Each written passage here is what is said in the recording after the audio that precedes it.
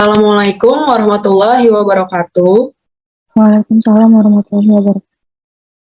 Selamat sore teman-teman. Kami dari kelompok 6 yang beranggotakan saya sendiri Adisti Anggrayani, kemudian ada Nur Afifah, Putri Fedrianti, Ranti Wulandari, Jasmine Riani Johan, Bilis Sandi Tumpal, dan Rama Rizky Manggala. Di sini kami akan memaparkan hasil diskusi kami mengenai prinsip dan praktek desain dasar.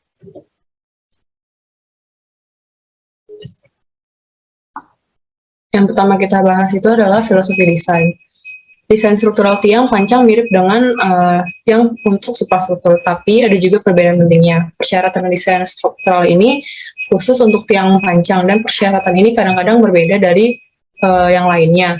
Literatur teknis tentang desain struktural tiang pancang hampir tidak seluas desain geoteknik, dan persyaratan kodenya kadang-kadang tidak lengkap atau kontradiktif. Kemudian pembahasan selanjutnya adalah tekuk. Tanah yang lembut dapat memberi dukungan lateral untuk mencegah tekuk bawah tanah di tiang pancang. Tiang pancang yang menerima beban aksial dan lateral memiliki masalah dengan tekuk bawah tanah jika tanah bagian atas sangat lunak. Tekuk juga menjadi perhatian ketika tanah bagian atas mengalami kerusakan. Dalam kasus ini, tekuk dapat diperiksa menggunakan analisis PY. Jika tekuk bawah tanah terbukti menjadi masalah, dapat diselesaikan menggunakan penampang dengan kekakuan dan struktur yang lebih besar.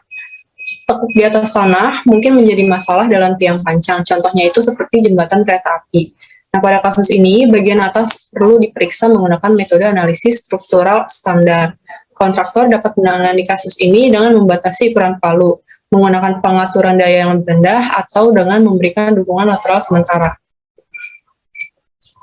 Kemudian ada perbandingan dengan desain suprastruktural. Yang pertama itu toleransi konstruksi untuk tiang pancang jauh lebih luas dan kualitas kontrol lebih sulit. Yang kedua, tiang pancang sering dibangun sedikit dari lokasi yang direncanakan. Lalu yang ketiga, tiang pancang didorong tekanan lebih besar daripada beban desain dan dengan demikian dapat mengontrol desain struktural. Yang keempat, tiang pancang dapat rusak sehingga kapasitas yang dibangun mungkin kurang dari yang diantisipasi. Yang kelima, tekanan residu dapat dikunci ke tiang pancang, sehingga tekanan sebenarnya di tiang setelah struktur selesai mungkin lebih besar daripada yang dihasilkan oleh beban struktural yang diterapkan. Dan yang terakhir adalah beton dalam poros bor, tiang bor, fondasi yang ditempatkan di bawah kondisi ideal, dan dengan demikian mungkin mengalami pemisahan agregat, kontaminasi dari tanah, dan masalah lainnya. Kriteria desain. Nah, yang ini pertama menurut ASD atau tegangan izin. Ini ada bermacam-macam rumus, berbeda-beda ya. Untuk tiang pancang baja kayu bisa dilihat rumusnya seperti apa. Kemudian ada stratifikasi kriteria desainnya itu P kurang lebih dari PA. Kemudian jika tekanan fleksural ini rumusnya itu P per VA dikali A ditambah M per FB dikali S kurang dari 1. Untuk fondasi dengan penampang melingkar, rumusnya itu L VB kuadrat, VB pangkat 4 per 64. Dan untuk S-nya itu 2L per B, atau sama dengan VB pangkat 3 per 32. Nah, untuk yang penampang persegi ini, sama seperti penampang lingkar, cuma S-nya ini, per-nya itu, B-nya itu 6 ya. Kemudian yang terakhir adalah untuk analisis ASD dengan gaya geser V, VA sama dengan FA dikali A, di mana V kurang dari VA. Dan kriteria desain yang kedua itu berdasarkan LRFD. Nah, persyaratan ULS struktural untuk tiang yang hanya mengalami tekanan aksial itu rumusnya PU kurang dari diameter PU. Terus untuk gaya gesernya itu VU kurang dari diameter VU. Dan yang terakhir untuk momen, MU kurang dari diameter MN. Selanjutnya akan dibahas oleh Afifah. Oke, baik, lanjut itu di tiang pancang. Next. Nah, struktur pada tiang pancang ini tuh harus mempertimbangkan beberapa beban. Di next aja, operator. Nah, pertama itu ada beban penanganan, yaitu muatan yang di antara setelah tiang dibuat, terus ada pemancangan itu ketika palu tiang selama pemancangan, dan ada beban rencana itu yang awal yang didesain, yaitu ASD atau LRPD-nya. Di next. Nah, beban penanganan ini tuh dia yang paling kecil terjadi kalau misalkan pas tiang itu digantung pada posisi horizontal. Nah, di bawah ini, di kanan ada fotonya, dan di bawah ini contoh dari beban penanganan yang dapat ditentukan oleh titik pengambilan optimal. Nah, biasanya ini tuh beban penanganan ini dipertimbangkan itu fase gambar bekerja, bukan dari catatan insinyur. Bisa di next. Nah, kalau beban pemancangan ini, itu tegangan pendorong utama itu ialah tekan, tapi bisa juga dengan tarik apabila yang signifikan dan dapat berkembang dalam beberapa keadaan. Nah, dengan menggunakan analisis sama gelombang untuk memprediksi tegangan penggerak beban pemancang, bisa juga dengan pemilihan penggerak palunya atau tiang yang sesuai. Bisa di next. Nah, lalu ada beberapa jenis tiang pancang nih. Yang pertama itu ada tiang pancang kayu. Nah, biasa itu dia dimensi minimumnya itu ditentukan oleh ASTM D25. Bisa di next. Nah, ini tuh ada beberapa sifat dari tiang pancang kayu dan kriteria desainnya ya. Biasanya itu kayak diameternya itu bisa 125 sampai 250, biasanya juga panjangnya bisa 6 sampai 20 meter. Terus dia itu tiang pancang kayu itu hanya boleh dipancang dengan palu ringan. Untuk kriteria desainnya itu biasanya dia itu harus disesuaikan dari jenis pohonnya, kualitas kayunya, kadar kayu, tingkat kerusakan yang terjadi, jenis dan metode perawatan, serta jumlah tiang dalam satu kelompok tiang. Bisa di next. Di next. Nah, ini adalah tabel dari contoh tiang pancang kayu dan jenis-jenis kayunya serta tegangan izinnya di Amerika Utara. Bisa di next lagi. Nah, selanjutnya itu ada tiang pancang besi atau yang biasa disebut dengan tiang khas standar, juga dikenal dengan HP. Bisa di next. Nah, karakteristik tiang pancang besi gimana sih? Biasanya itu nggak seperti penampang pada WF, penampang pada H atau HP ini biasanya lebih optimal pada pembebanan aksial. Terus juga dia inersia sama modulus penampangnya itu bergantung pada beban relatif badan. Terus kayak dia biasanya itu pakai FV 250 MPa, dan kadang juga tiang pancang baja itu sesuai dengan ASTM A690. Terus dia itu nggak perlu memeriksa tegangan penanganan. Dan dalam penelitian geoteknik dan uji beban statis itu biasanya FA ini dapat dinaikkan dari 0,50, tapi nggak melebihi dari 220 MPa. Bisa di next. Nah, faktor penggunaan ASTO untuk tiang pancang baja menurut dengan ASTO 6542. Pertama itu untuk tahan aksial tiang dalam tekanan dan dapat dirusak karena kondisi pemancangan parah di mana penggunaan ujung tiang yang diperlukan itu tiang hanya itu tetanya itu 0,50 dan pipa tiang pancang itu diameternya 0,60. Sedangkan untuk tahan aksial tiang dalam tekanan dalam kondisi pemancangan baik di mana penggunaan ujung tiang tidak diperlukan itu tiang hanya itu diameternya 0,60 atau pipa tiang pancangnya bisa diameternya 0,70. Untuk kombinasi tahan aksial dan lentur tiang pancang yang tidak rusak bisa dengan kapasitas aksial pada tiang H diameternya 0,70 dan kapasitas aksial pada tumpukan pipa diameternya 0,80 serta kapasitas lentur untuk diameternya 1. Bisa di next. Nah, ini adalah contoh beton prategang. Dan beton prategang adalah tiang pancang beton prategang mengacu pada sejumlah persyaratan kode yang mengacu pada perincian dan ketentuan desain seismik dan mengacu juga pada persyaratan kode umum.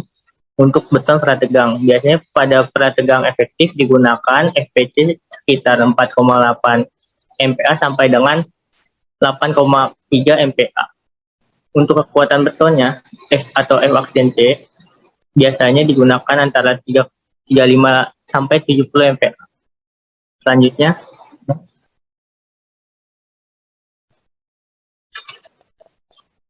untuk beban aksial hanya tekan saja, IBC, PCI, dan ACI merekomendasikan beban struktural yang diizinkan. Untuk FA sama dengan 0,33, FA aksen C dikurang 0,27 FPC. Untuk yang beton prategang yang hanya mengalami tarik aksial, PCI merekomendasikan beban permanen dan berulang FA sama dengan 0. Untuk beban sementara, FA sama dengan 0,5 akar F aksen C, itu untuk SI, dan FA sama dengan 6 akar F aksen C, itu untuk Inggris. Untuk ACI merekomendasikan FA sama dengan 0,5 FA. 0,5 FPA.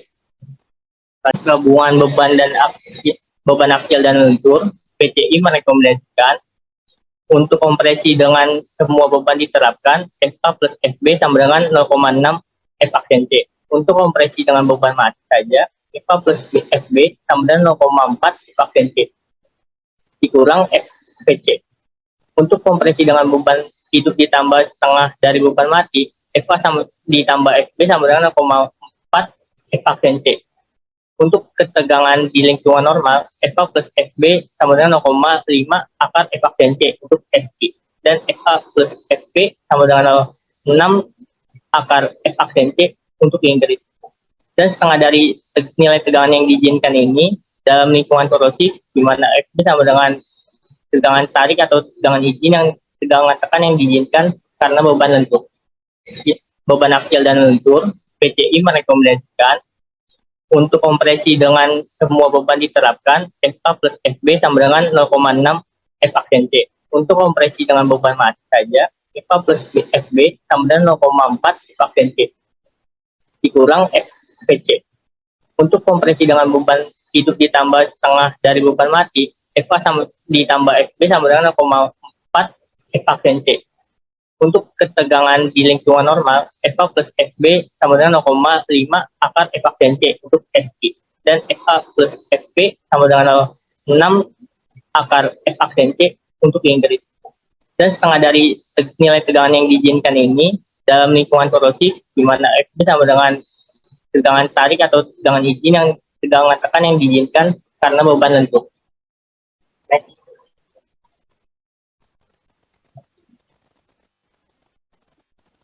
Selanjutnya, karena IBC pada bab 18 tidak memberikan panduan tentang desain yang beton tegang untuk beban aksial dan lentur, maka ASI merekomendasikan penggunaan metode LRFD untuk beton tegang dengan faktor tahanan khusus.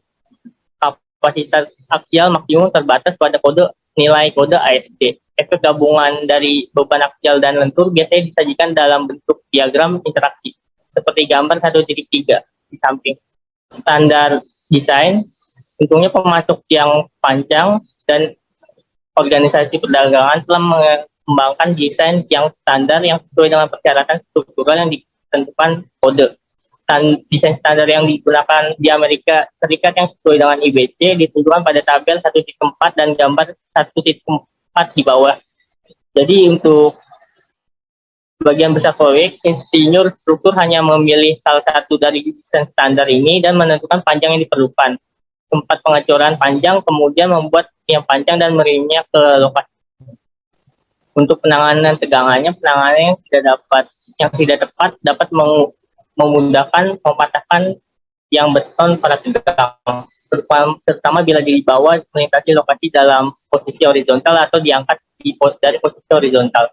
PCI merekomendasikan untuk mengevaluasi tegangan lentur menggunakan 1,5 kali berat yang untuk diperhitungkan dengan beban dinamis yang terkait dengan penanganan bersama dengan tegangan lentur yang diizinkan berikut.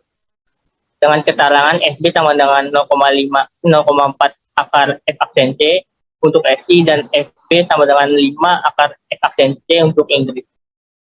Titik pengambilan untuk mengangkat yang panjang beton prategang dapat didasarkan pada tegangan penanganan yang diizinkan. Tegangan yang panjang beton prategang juga dapat mengalami kerusakan akibat penggunaan tegangan seperti dibahas pada bab 19.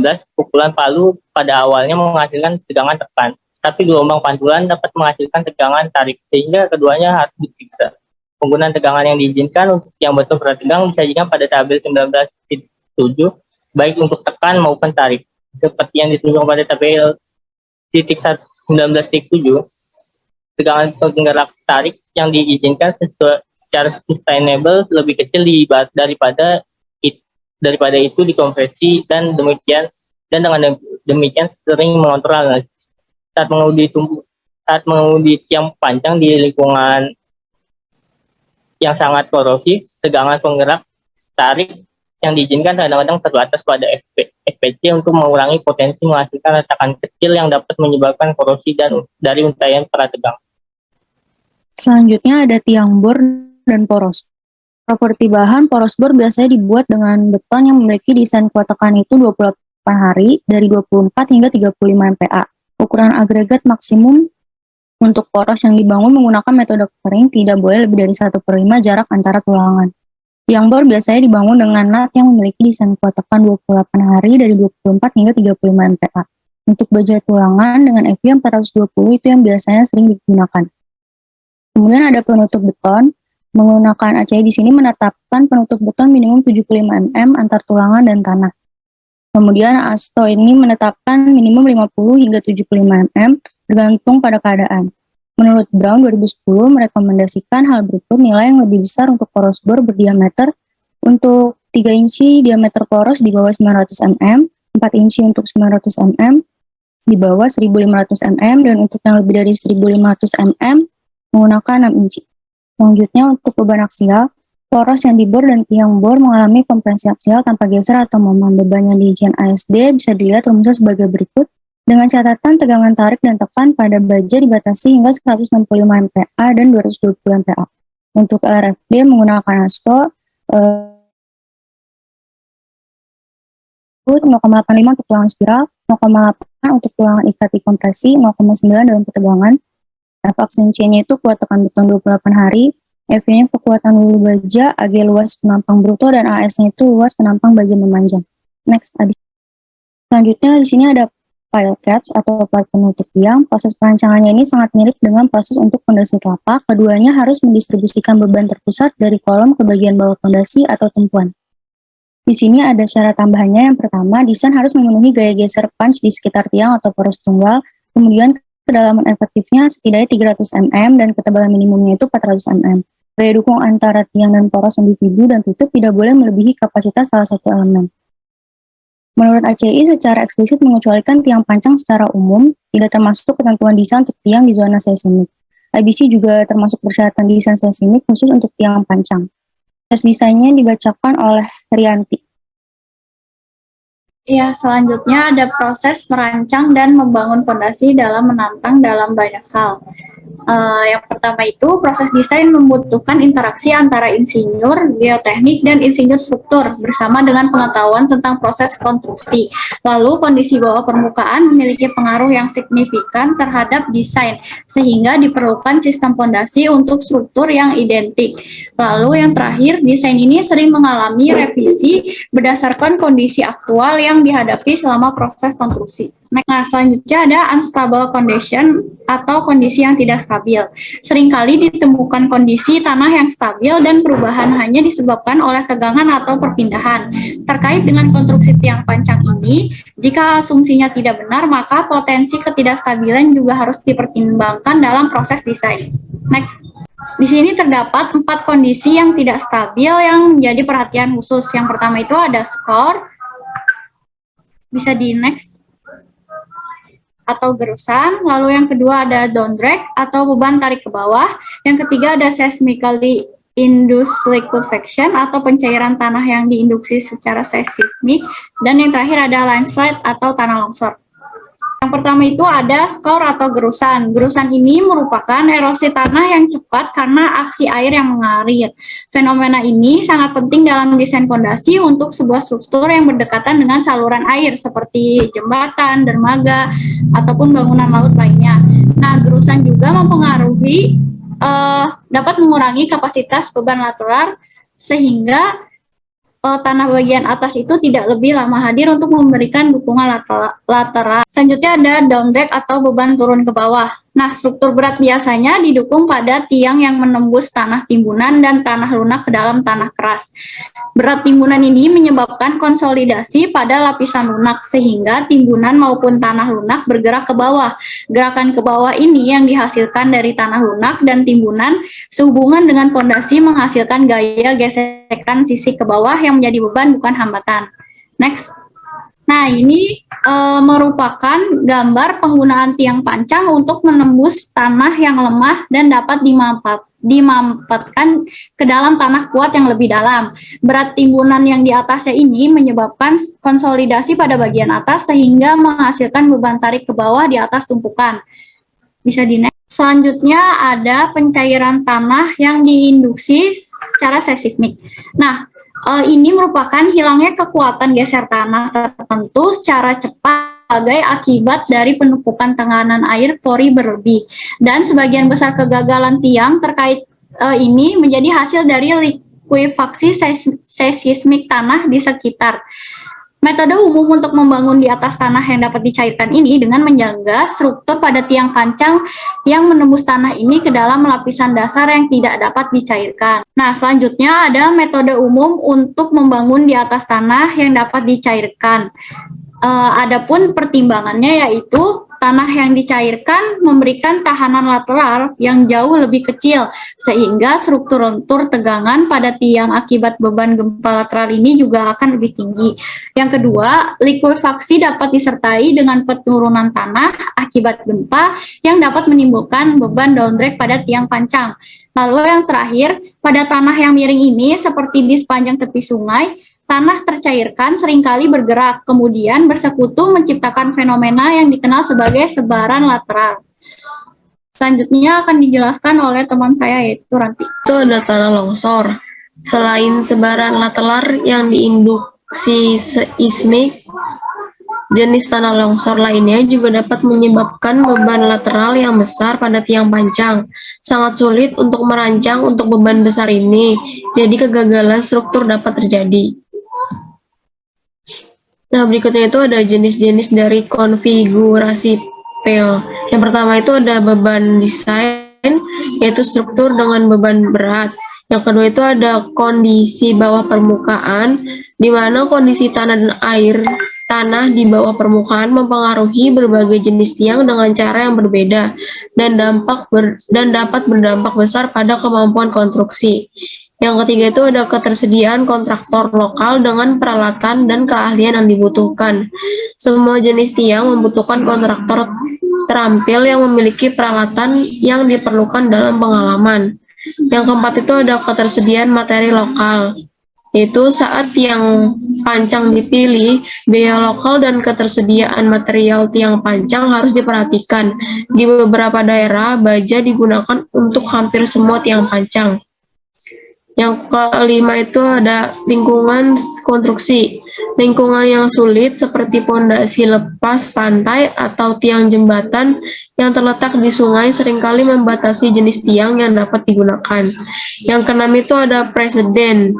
Jenis tiang yang telah berhasil digunakan pada proyek-proyek terdekat sering lebih disukai daripada metode yang belum dicoba. Ada kendalan. Pondasi yang dibangun harus dapat secara andal mendukung yang diterapkan beban. Yang kedelapan itu ada biaya. Biaya konstruksi harus dijaga agar tetap minimum sepadan dengan persyaratan lainnya. Yang kesembilan itu ada ketersediaan material, peralatan, dan keahlian. Baik tiang pancang maupun poros bor adalah pilihan yang layak di semua lokasi. Yang ke-10 itu ada kendala fisik. Pembatasan hak jalan, perbaikan bawah tanah yang ada, atau struktur yang ada dapat secara signifikan membatasi akses lokasi. Yang ke-11 itu ada pengalaman dan presiden lokal. Sebagian besar proyek berada di dekat struktur lain dengan persyaratan pondasi yang sama. Yang ke-12 itu ada tingkat kekhawatiran jika ada mengenai kebisingan atau getaran. Ini dapat berupa perhatian utama di daerah perkotaan, terutama ketika konstruksi berada di dekat fasilitas sensitif yang ada seperti rumah sakit. Yang ke-13 itu ada pembuangan tanah.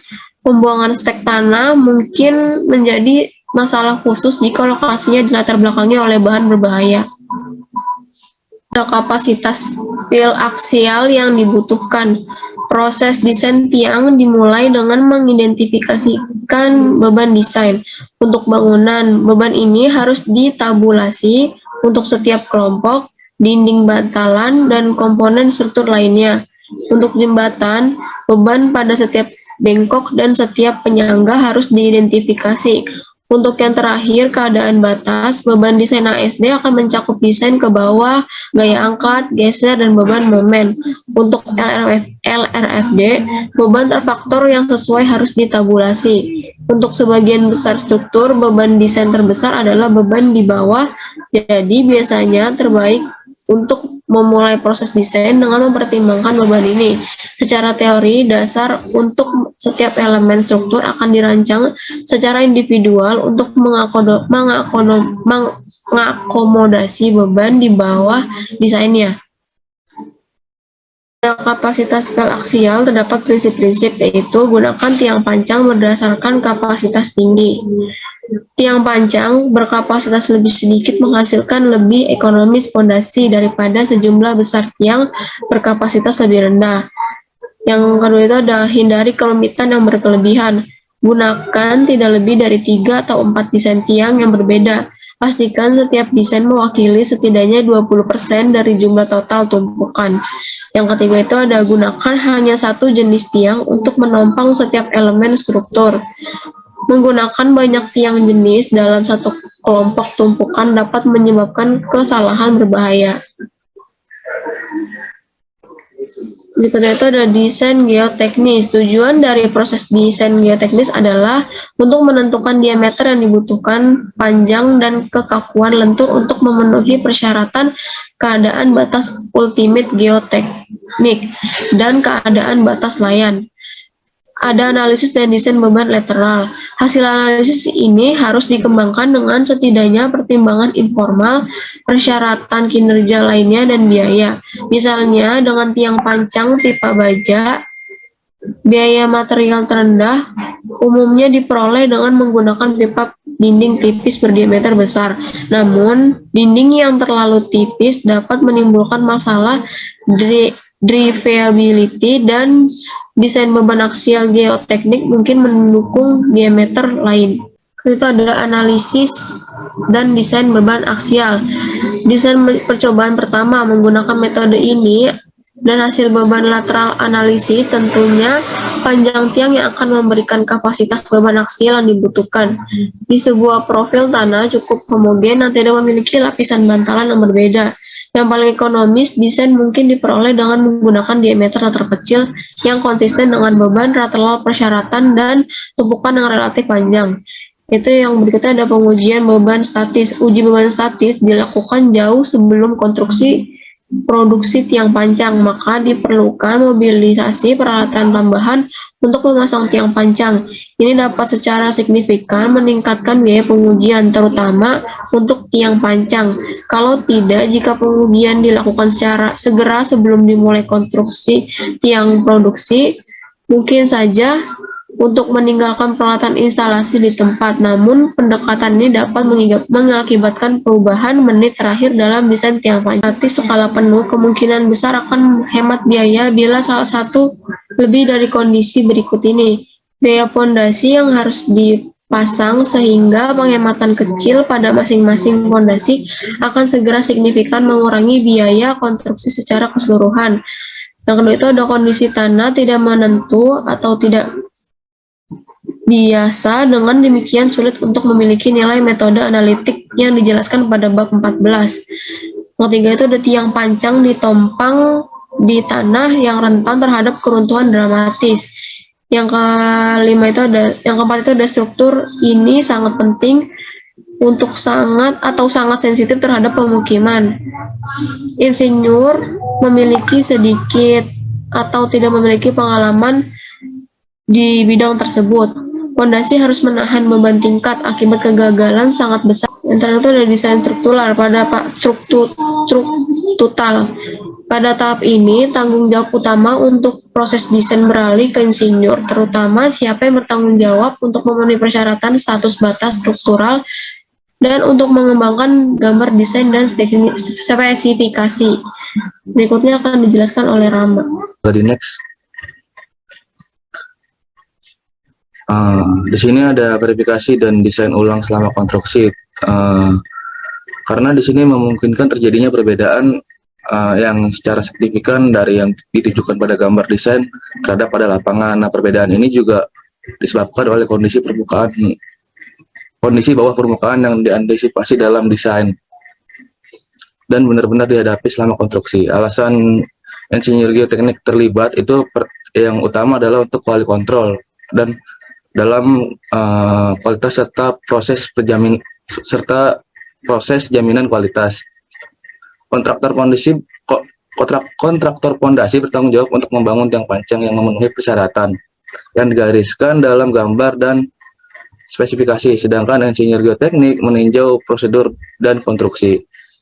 Dalam hal ini, teknisi lapangan memiliki dua tanggung jawab utama, yaitu memastikan bahwa pondasi yang dibangun memenuhi maksud gambar, desain, dan spesifikasi, lalu untuk mencatat kebutuhan akan perubahan desain sebagai akibat dari perubahan kondisi bawah permukaan. Keuntungan penting dari tiang pancang ini adalah jumlah pukulan palu dapat dipantau untuk setiap tiang, sehingga memberikan informasi yang memandu proses konstruksi dan memberikan kontrol kualitas yang berguna. Next, langsung. Ini ada beberapa metodologi pengujian dinamis tegangan tinggi. Ada 5 metode. Yang pertama ada sonic echo, pencatatan sonik lintas lubang, tomografi lintas lubang, pencatatan gamma. Yang terakhir ada thermal integrity profiling. Analisis persamaan gelombang itu ada 3 hal. Yang pertama, untuk persamaan gelombang harus dilakukan untuk kepentingan insinyur, desain dan konstruksi pondasi, bertujuan untuk menilai kemampuan mengemudi dan mengembangkan grafik bantalan. Lalu ada hal kedua, yaitu untuk membantu menentukan apabila tiang pancang yang direncanakan dapat dipasang di lokasi dengan peralatan yang memadai, serta jumlah pukulan yang wajar, dan membantu kontraktor dalam mengoptimalkan palu. Yang ketiga adalah grafik bantalan adalah plot hitungan pukulan akhir versus kapasitas beban aksial dan membentuk dasar untuk kontrol konstruksi. Di sini ada pengujian integritas, di mana pengujian integritas terutama digunakan pada tiang pancang untuk beton. Tiang pancang beton yang digerakkan memiliki keuntungan karena dibuat di lingkungan yang terkendali tetapi dapat rusak selama pemasangan. Tiang pancang beton yang dicor di tempat, terutama poros yang dibor, lebih bermasalah karena beton ditempatkan di lingkungan yang jauh lebih tidak terkontrol dan dengan demikian rentan terhadap jumlah potensi cacat. Selanjutnya ini ada beberapa potensi cacat yang terjadi.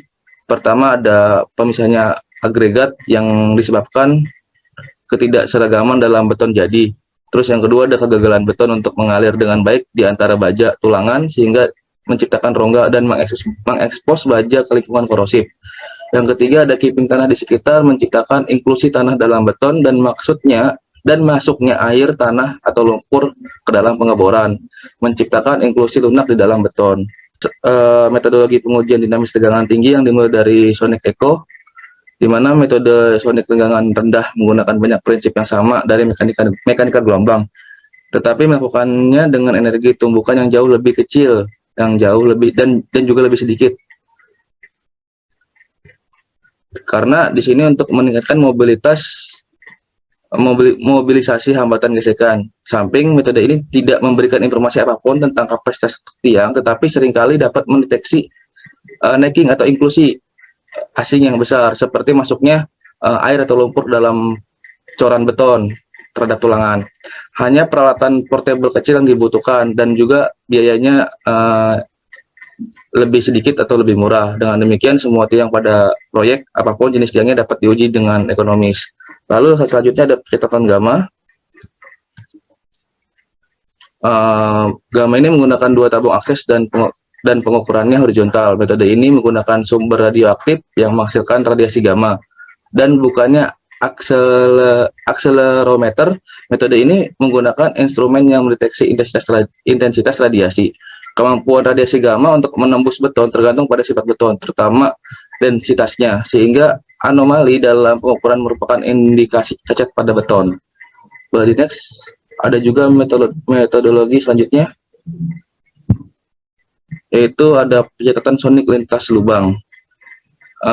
Metode ini adalah cross hole, di mana menggunakan impact dan mengandalkan pemantauan gelombang tegangan yang dihasilkan. Pengujian memantau perambatan horizontal gelombang melintasi tiang. Pengujian ini diulang pada berbagai peningkatan kedalaman dan anomali dalam transmisi gelombang, menunjukkan potensi cacat pada tiang pada kedalaman tersebut. Tes ini memiliki resolusi yang lebih besar dan sensitivitas yang lebih besar daripada tes gamma atau sonik. tes gema sonik, tetapi hanya dapat mendeteksi cacat yang terletak pada tomografi.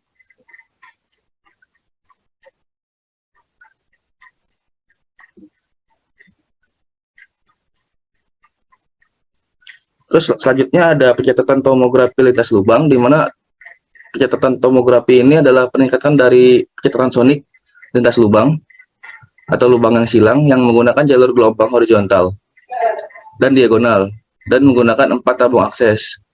Nah, di sini juga dapat dihasilkan data yang memerlukan interpretasi perangkat lunak khusus, tetapi hasilnya adalah penilaian 3 dimensi yang lebih tepat dari potensi cacat pada beton.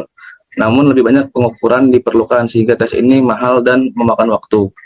Kembali next, thermal integrity profiling, di mana untuk tiang yang dicor di tempat, panas ini menciptakan profil thermal dengan suhu tertinggi di tengah dan suhu yang semakin dingin ke arah parameter, sehingga sebagian beton rusak atau hilang profil thermal ini akan diubah. Dengan demikian, mengukur profil thermal selama proses curing adalah cara lain untuk mendeteksi cacat. Metode ini menggunakan sensor thermal yang diturunkan melalui tabung akses atau sensor thermal sekali pakai yang disematkan ke dalam tumpukan.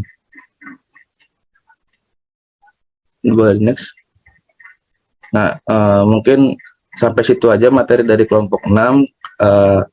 Jika ada pertanyaan boleh dipersilakan. Kelompok 6 izin bertanya. Kedengeran nggak suaranya?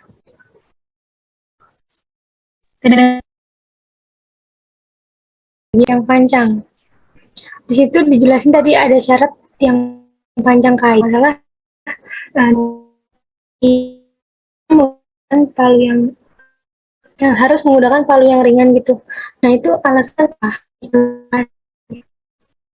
Panjang itu keseringan saat dipancang, jadi itu apabila digunakan tiang tekanan tuh ujungnya tuh pada, apalagi terutama buat tanah pasir padat atau tanah berbatu, itu sangat nggak direkomendasikan. Jadi untuk mengantisipasi buat kayak kerusakan ringan tersebut itu, biasanya pada saat pemancangan itu pondasi tiang kayu dapat ditempuh salah satunya itu dengan cara memancang tiang itu menggunakan palu ringan, gitu Ki.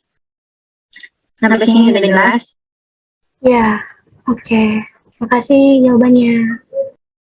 Terima kasih atas jawaban serta pertanyaannya. Dari kelompok 6 sudah cukup. Kurang lebihnya mohon maaf. Wassalamualaikum warahmatullahi wabarakatuh.